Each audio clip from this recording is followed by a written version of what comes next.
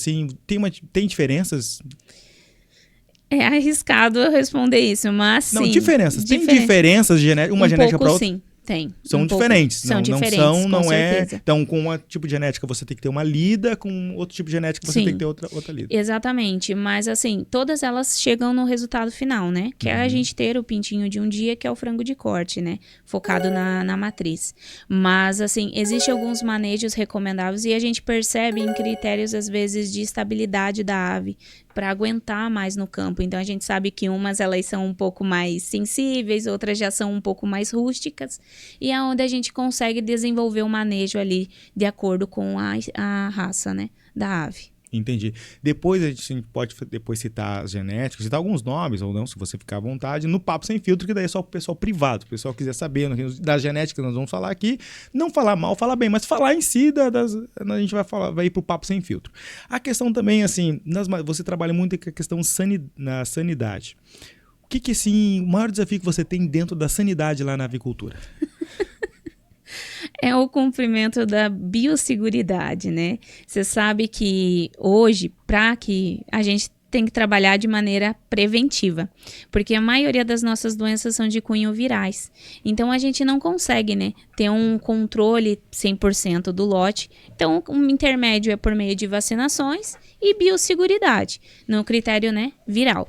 Não quer dizer que a ave não possa ser exposta ao vírus, né? A gente sabe que com mutações genéticas isso pode vir a acontecer, mas assim, o pessoal é desafiador no critério. Muitas vezes vamos começar pelo banho, né? Então a gente tem que sempre estar ali inspecionando, verificando, né? Que as pessoas também não tenham contato com outras aves, né?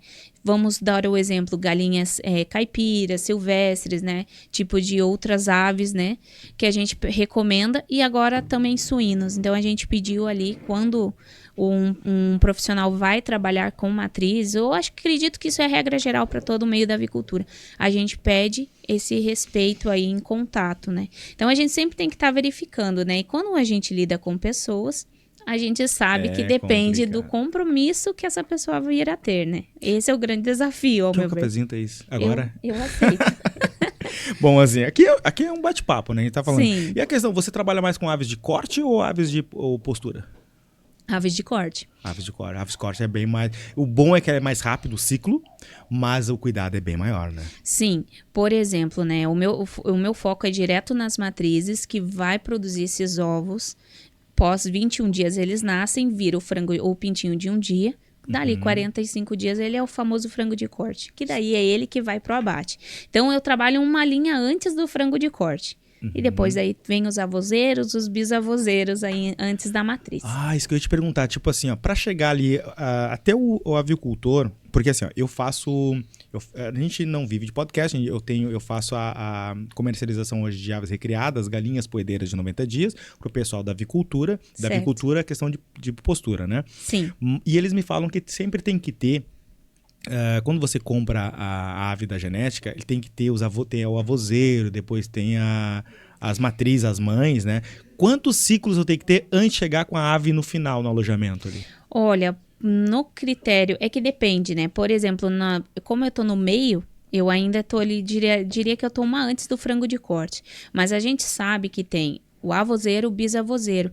E daí existe a casa de genética que já não é aqui no Brasil. Então ela tá em outros países. Então pode ser que lá tenha também o tataravozeiro. Então tem uma sequência por trás, mas é blindado em genética.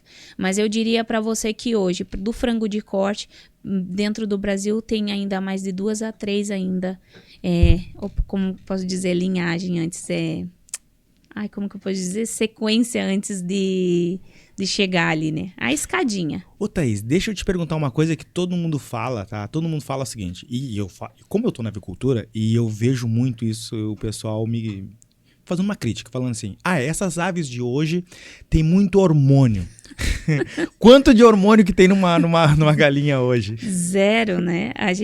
O pessoal sempre, quando eu comento que eu trabalho com avicultura, o questionamento é o mesmo.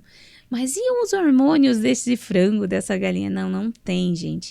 É melhoramento genético mesmo, né?